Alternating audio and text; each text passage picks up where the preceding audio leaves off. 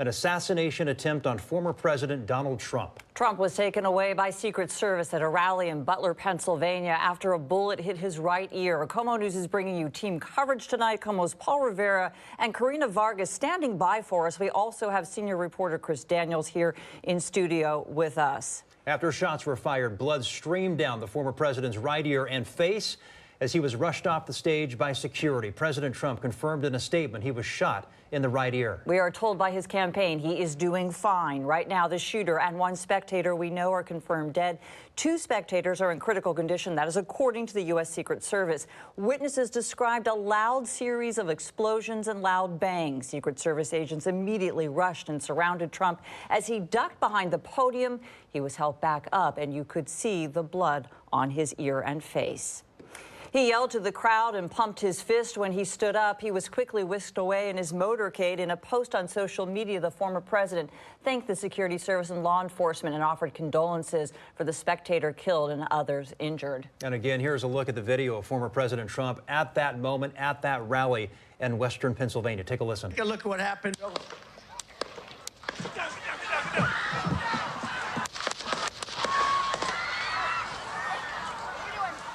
Again, former President Donald Trump is safe. Law enforcement has reportedly recovered an AR-style rifle. I want to show you the statement from the U.S. Secret Service. It reads in part, a suspected shooter fired multiple shots towards the stage from an elevated position outside of the rally venue. U.S. Secret Service personnel neutralized the shooter, who is now deceased. U.S. Secret Service quickly responded with protective measures, and the former president is safe and being evaluated. It goes on to say this: 1 spectator was killed, 2 spectators critically injured. The incident is currently under investigation, and the Secret Service has formally notified the Federal Bureau of Investigation. President Biden spoke to former President Trump tonight, and as we mentioned, Donald Trump posted tonight on social media. Here is that full quote. Quote, "I want to thank the United States Secret Service and all law enforcement for their rapid response on the shooting that took place in Butler, Pennsylvania. Most importantly, I want to extend my condolences to the family of the person at the rally who was killed, and also to the family of another person that was badly injured. It is incredible that such an act can take place in our country. Nothing is known at this time about the shooter, who is now dead. I was shot with a bullet that pierced the upper part of my right ear. I knew immediately that something was wrong, in that I heard a whizzing sound, shots, and immediately felt the bullet ripping through the skin. Much bleeding took place, so I realized then what was happening." He ended that statement by saying, quote, "God bless America." President Biden also condemning today's act of violence. ABC News is confirming that President Biden and Trump have spoken, like we just told you. Earlier in a brief news conference, Biden said he hasn't spoke to former President Trump, that he was working to reach out, and clearly he did, according to President Biden. He's calling on everyone to condemn this act of violence, saying no matter the political affiliation, this is unacceptable. There's no place in America for this kind of violence. It's sick. It's sick. The bottom line is that the Trump rally was a rally that he should have been able to be conducted peacefully without any problem. But the idea that there's political violence or violence in America like this is just unheard of. It's just not appropriate. And everybody must condemn it. Let's take a look at the historic photos captured just seconds after the former president was shot. He is seen here flinching as a bullet struck his right ear. He then went to the ground, rushed by Secret Service ahead of being whisked away in his motorcade. Again, these photos on your screen are captured immediately after the former president was shot. What is being investigated right now is a possible assassination. This continues to be a fluid situation, but there will certainly be consequences for the upcoming election cycle. A horrifying situation, Michelle. Today's shooting will lead to a reassessment of political events and, of course, rallies. KOMO's Paul Rivera joins us live now with what we're expecting to see over the next few days. Paul? Well, certainly, as you mentioned, security and the awareness of security, what needs to be done, that is going to increase. Tonight, I talked to Jim Fuda about security at these high-profile events, especially ones that deal with politicians. Fuda worked with the King County Sheriff's Office. He was in special operations, and he worked as a liaison with the Secret Service and security for other dignitaries who would visit.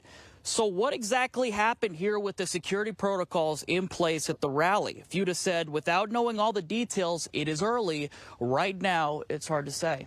Was there a way to prevent this, or what should have been done in your eyes? Well, there are they call them counter snipers up, looking at the crowd, looking at the surrounding areas. And from what I heard on the news is that the shooter had not been up on the roof for very long, just minutes.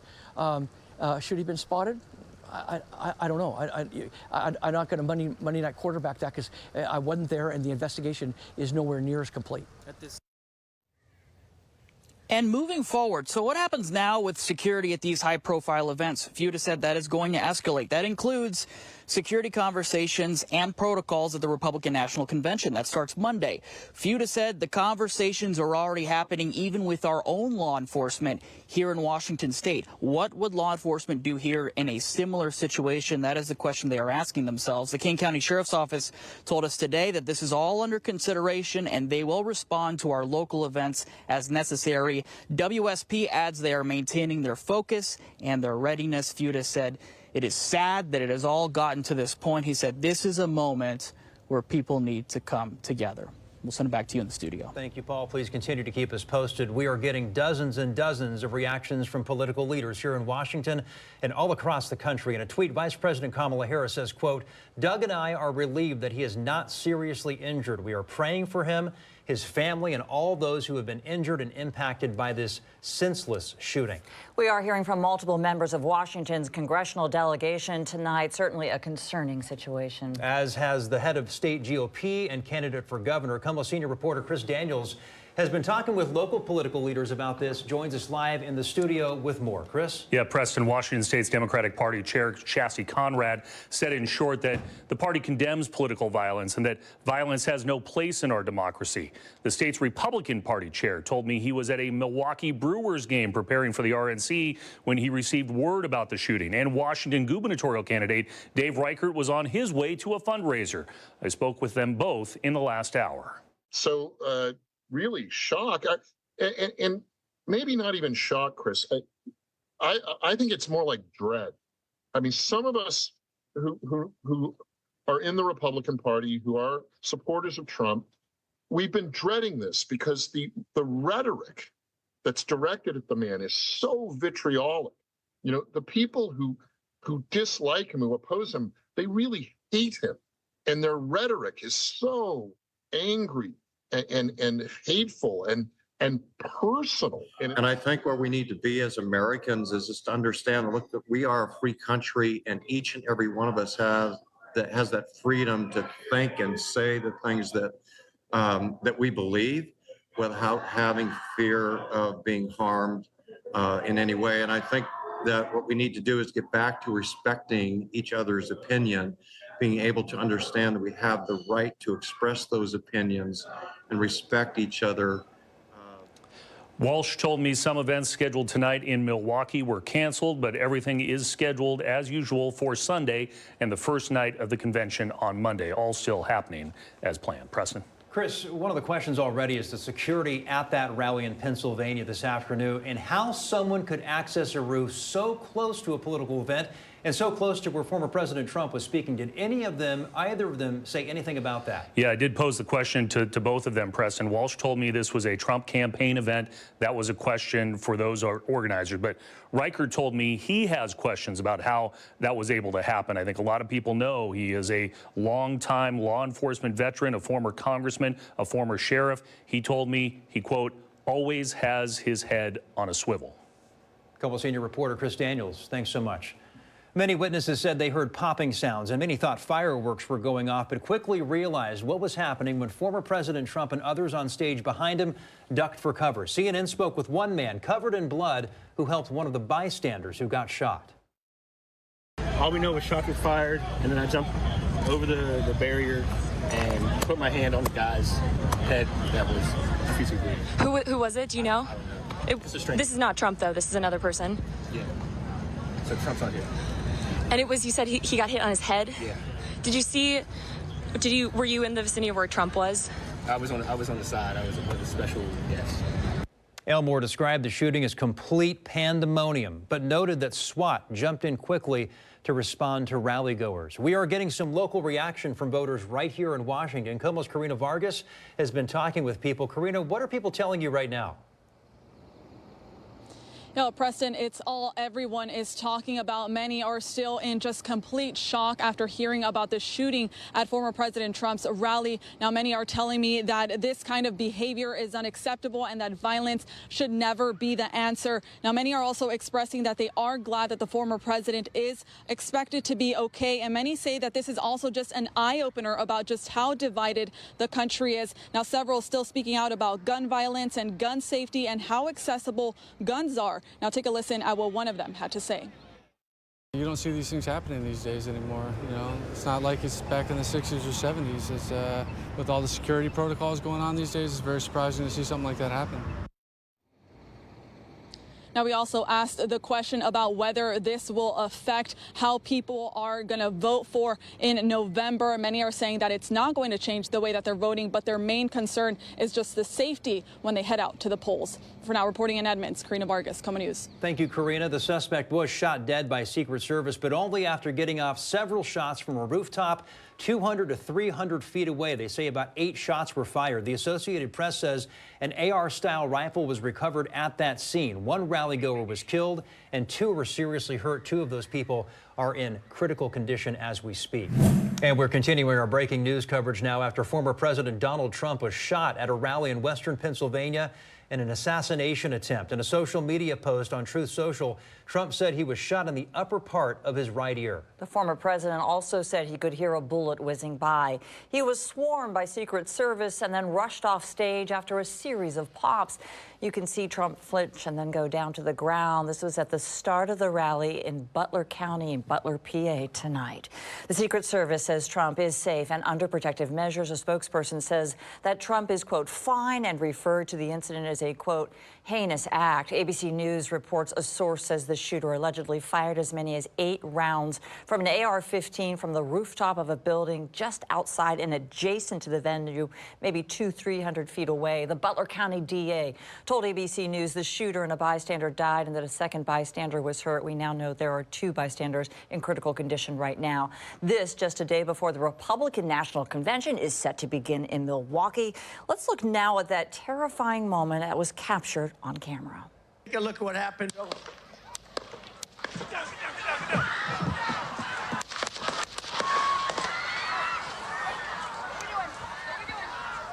And just moments ago, but I want to say something first. Governor of Pennsylvania has announced that President Trump has left the state of Pennsylvania. Former President Trump has left with his motorcade there and his family, so he's out. The governor of Pennsylvania wishing the Trump family the best as he recovers after this assassination attempt. Also want to talk about this here.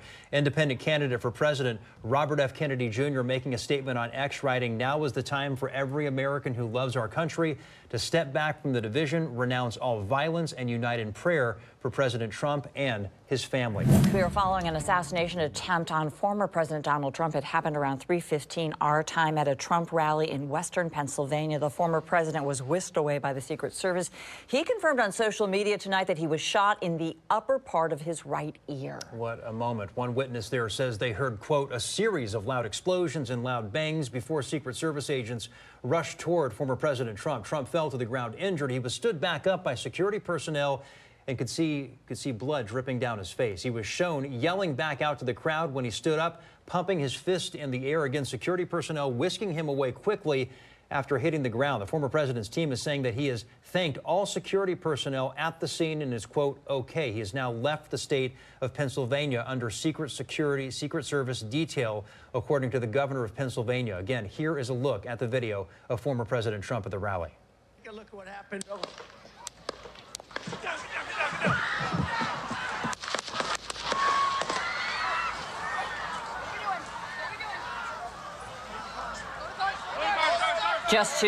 Just to reiterate, former President Donald Trump is safe. The Secret Service Chief of Communications posted this on social media tonight. Quote, a suspected shooter fired multiple shots towards the stage from an elevated position outside of the rally venue. Secret Service personnel neutralized the shooter, who is now deceased. He goes on to write, one spectator was killed, 2 were critically injured. The incident is currently under investigation, and the Secret Service has formally notified the FBI.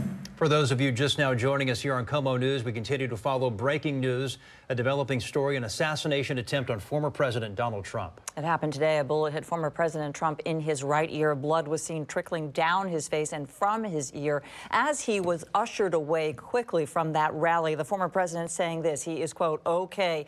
We're following any and all updates on the possible attempt on the former president's life. Reports from ABC News from one of their sources says the alleged shooter used an AR-15 style rifle and fired 8 rounds. Right now, local political leaders are condemning this violence. And one gubernatorial candidate is recalling his own close call. KOMO senior reporter Chris Daniels joins us now with more on this story. Chris. Well, Michelle, as you know, gubernatorial candidate Dave Reichert has been a congressman. He has been the former King County sheriff. He was on his way to a fundraiser this afternoon when the news broke. And he says, as a former sheriff and congressman, his head has always been on a swivel, especially after a close call for him while in Congress. What crosses your mind when you see something like this happen?